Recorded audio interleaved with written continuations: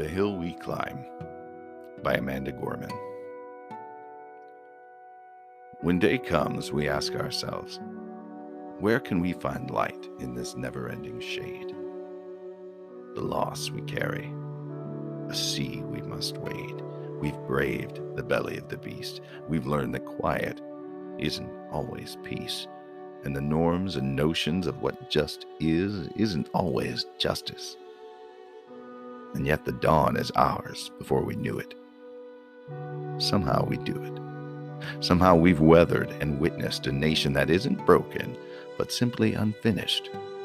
We, the successors of a country and a time where a skinny black girl descended from slaves and raised by a single mother can dream of becoming president, only to find herself reciting for one.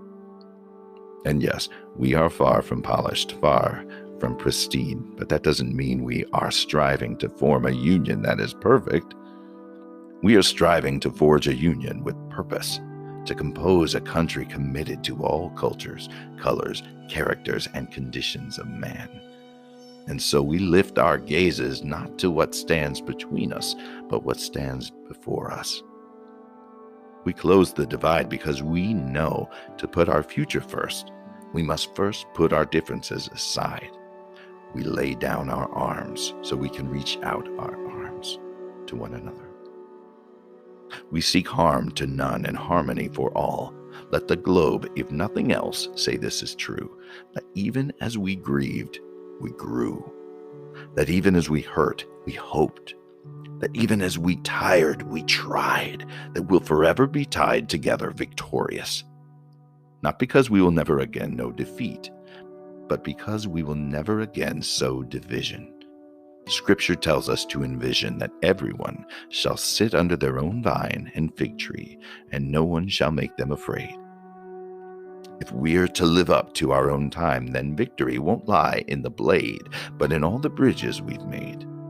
That is the promise declared, the hill we climb, if only we dare. It's because being American is more than a pride we inherit. It's the past we step into and how we repair it. We've seen a force that would shatter our nation rather than share it, would destroy our country if it meant delaying democracy, and this effort very nearly succeeded. But while democracy can be periodically delayed, it can never be permanently defeated. In this truth, in this faith we trust. For while we have our eyes on the future, history has its eyes on us. This is the era of just redemption we feared at its inception. We did not feel prepared to be the heirs of such a terrifying hour, but within it, we found the power to author a new chapter, to offer hope and laughter to ourselves. So while once we asked, how could we possibly prevail over catastrophe? Now we assert, how could catastrophe possibly prevail over us?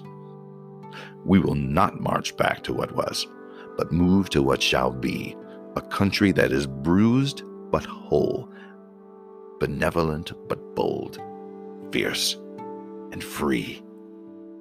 We will not be turned around or interrupted by intimidation, because we know our inaction and inertia will be the inheritance of the next generation. Our blunders become their burdens. But one thing is certain: if we merge mercy with might and might with right, then love becomes our legacy and change our children's birthright. So let us leave behind a country better than the one we were left with. Every breath from my bronze-pounded chest, we will raise this wounded world into a wondrous one. We will rise from the gold-limbed hills of the West. We will rise from the windswept Northeast, where our forefathers first realized revolution. We will rise from the lake-rimmed cities of the Midwestern states. We will rise from the sun-baked South. We will rebuild, reconcile, and recover. And every known nook of our nation, and every corner called our country, our people, diverse and beautiful, will emerge, battered and beautiful. When day comes, We step out of the shade, aflame and unafraid. The new dawn blooms as we free it. For there is always light, if only we're brave enough to see it. If only we're brave enough to be it.